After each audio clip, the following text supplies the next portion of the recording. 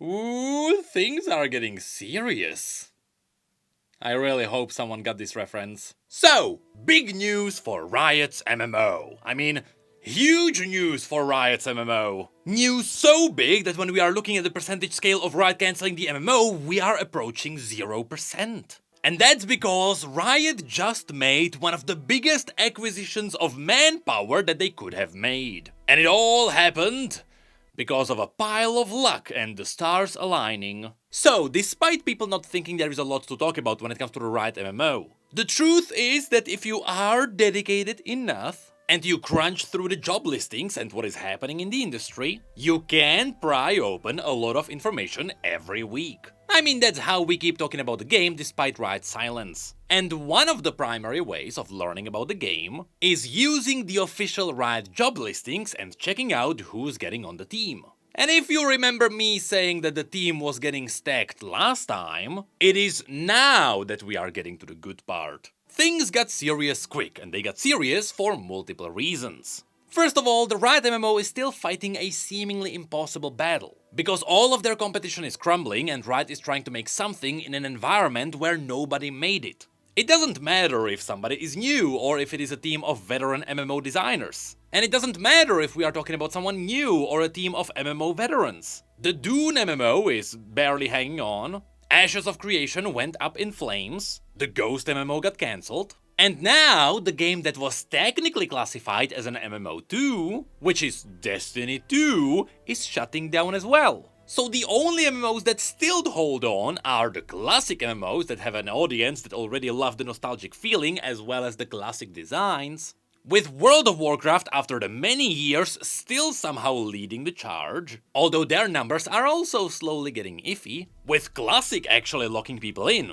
somehow, and their direct competition could be considered old school RuneScape. Somehow I still haven't played that one. And since Classic WoW just teased that Classic Plus might be coming, which is one of the most anticipated events in the entire MMO genre really, Riot might actually get their own rival straight from the beginning. Which is why Riot is in this interesting place design-wise. Looking at the current MMO audience, it would make sense to make a more classic-styled MMO, but looking at the potential of modern MMOs, they want to try something new to catch a new lightning in a bottle. I mean, that is exactly why the first MMO reset happened. They wanted to make something new, making the entire journey quite a challenge. And so, how do you make this challenge easier for you? You surround yourself with people that definitely know what they are doing. And that is the big thing that happened yesterday. You see, one of the reasons why some people may have confidence in the Riot MMO is because of the people behind it. It is full of veterans who previously worked on some of the best games in the world. I mean, right now it is led by the former producer of Mass Effect 3, specifically someone who is responsible for the creation of the Mass Effect 3 multiplayer, which,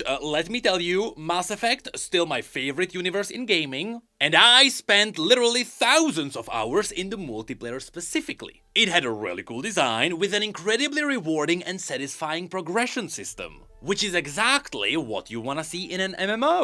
And that alone made me excited. But then you also sprinkle in some veterans from other MMOs, including a bunch of veteran WoW developers. We are once again talking about previous senior engineers on World of Warcraft, where some of them made some of the best experimental game modes for World of Warcraft, with one of the biggest acquisitions up to that point being the former lead producer of World of Warcraft. When that broke the news, people got really excited, because we are talking about Reynold Bartos, also known as Good Guy Ray. A name that made people freeze in place. Because now, while all the other MMOs are crumbling, somehow Riot is making bigger and bolder moves while getting even higher talent on the team. What's even cooler is that over time, Riot has been secretly acquiring former World of Warcraft developers, and now the old teams are reassembling at Riot Games. Meaning that Riot now has a bunch of people that already know how to work together, which not only speeds up the production of the game in general, but it also removes some of the obstacles you are dealing with when making a new team. But the biggest thing that really happened in this space happened only yesterday. Because we got a new legendary designer that joined the Riot MMO team. Yes, Riot managed to get Brian Holinka. And there is a lot to talk about. So, Brian Holinka has been a legendary designer working on World of Warcraft. Now, the good news is that I've been playing World of Warcraft from the year 2006 all the way up to yesterday. So I do have quite the context for what is going on here. You see, Holinka joined World of Warcraft around the year 2012, which means this would be happening after the peak of World of Warcraft's player base, but before the other peak. Now, up to the year he joined WoW, he's been an on and off player of WoW since the beginning. More on that later.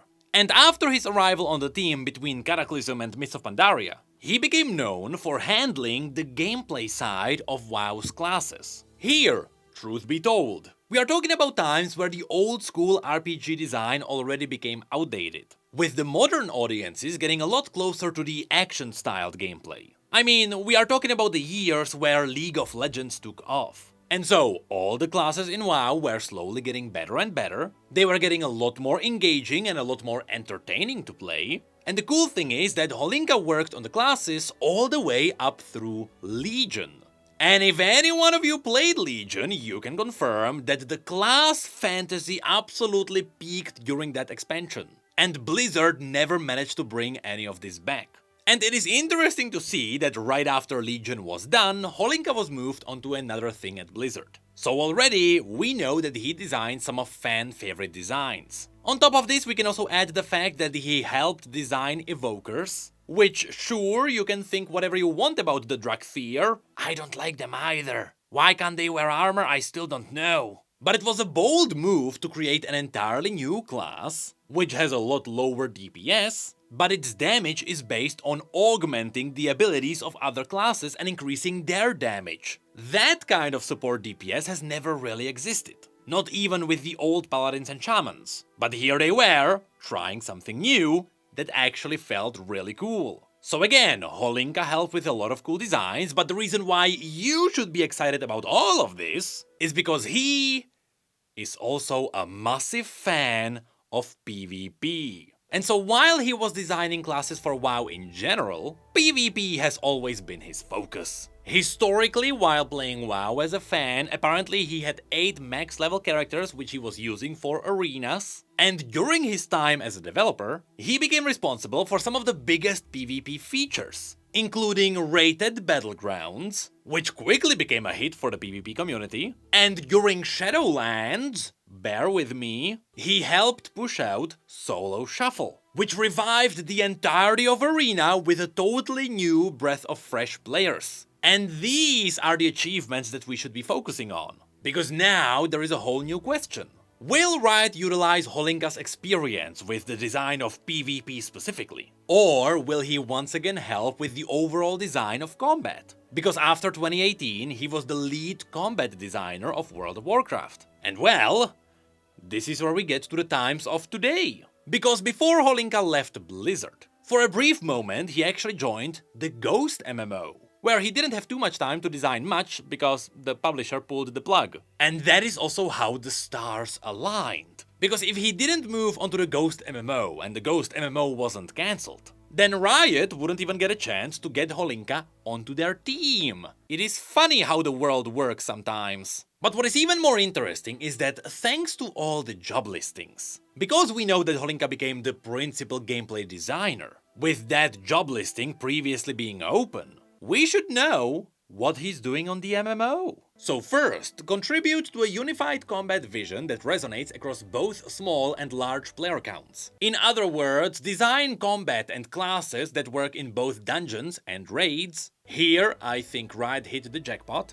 Deliver on our combat aspirations in the solutions, content and decisions in the detail of design and implementations. That all seems to be his expertise. Inspire and support all members of the team to continue striving for their best possible work in healthy and sustainable way. We can hope that comes with experience. Mentor and grow designers on the team in both craft and collaboration skills. Checks out. Champion an effective playtesting process that can validate our goals and fuel continuous improvements over time. Checks out. Be the primary owner of a significant portion of player combat, traversal or enemies at an IC. Build direction for core player actions like camera, controls and character. That is what he did on Ghost 2. Design and iterate on low-level details of input and player actions that contribute to a great feel, rich decision-making and balanced ecosystem. Create and provide multiple potential designs and solutions. Articulating trade-offs and risks between different options. All of which pretty much checks out. So in summary, it seems like Riot kinda lucked out and the stars align and they managed to get the best possible talent for the problems they were trying to solve. And since we are talking about a person with a name that is very well known in the MMO environment, it did actually breathe a lot of new hope for the Riot MMO. Not that they really needed hope. We don't need much, and from what we do know, it looks cool. And so as far as we know, the plan is still for Riot to release the MMO before 2030. And so right now, it really feels like there is no way they are gonna cancel the MMO, right?